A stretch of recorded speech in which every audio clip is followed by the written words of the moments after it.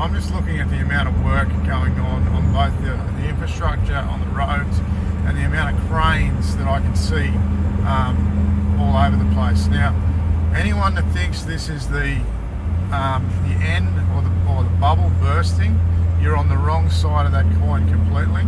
So the amount of infrastructure development is indicative of, like this highway I'm on right now is doubling in size. So it's 3 lanes, show that Mandy. It's about to be 6 lanes, okay? It's about to be a 6-lane highway, and there's still whatever lanes are going to. So they're preparing for an influx of people to Brisbane, at least doubling of the population in the next, I'm going to say, 10 years. So that number might not be accurate. The thing is the cranes, the number of cranes. Cranes is an indicator of a recession or a depression, or if there's no cranes, Kerry Packer, all those types, they talk about the cranes. I'm driving my work vehicle, my tradie work vehicle. At the moment, we had to go to the Gold Coast really quickly, and we had to use a different vehicle. I'll tell you that over a few videos. There's a crane right there if you want to look there, Benny. Anyway, this is my work vehicle.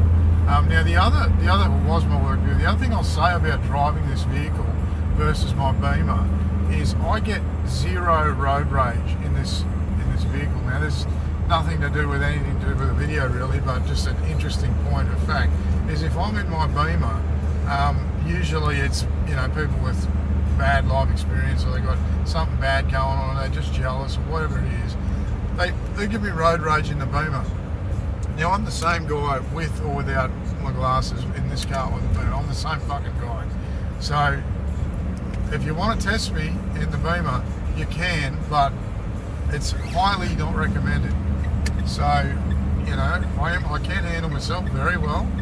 And bottom line, this video is not about that. It's about real estate market in Brisbane specifically. So I believe real estate in Brisbane is still very undervalued, and I think you could see prices double from here, from this point we are now. I believe there's at least 7 years of strong growth, that is double-digit or near double-digit growth left in this Brisbane property market. Now, I'm not invested in Brisbane because I already have a couple of places on the Gold Coast, which is kind of similar.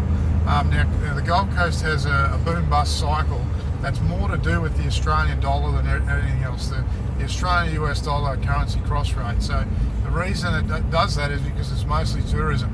Brisbane is government and business, so there's a lot of government in Brisbane. So I think we just got the games, is that right, Mandy, in Brisbane? I don't know. Yeah, I'm pretty sure we just got the games in Brisbane, so that's more of a case. Now, usually the games can be indicative of the end of a cycle, but in this case, it's not. The cycle at this stage goes to 2032 at the probably latest. I'm going to say that's very, very end. There is going to be a slowdown, I believe, in 2026. So take it or leave this information, do whatever you like. I really don't give a shit. But this is just my wife's recording me at the moment, and I was just driving there, just observing those things about the property market. That they're preparing Brisbane for an absolute massive influx of people. Now that can be to do with as well the Victorian lockdown situation, Victoria's Stan Dan, and what he's doing. Now we got indicated to me a couple of days ago that he didn't fall over those stairs, he was actually pushed. And this person that told that, I believe, is credible. Now, honestly, I believe he fucking deserved that because of the way he's destroyed people's lives and livelihoods down in Melbourne. Now, utterly disgraceful behaviour. I'm now going over the motorway that goes to the airport, so there's really no buildings as such to see.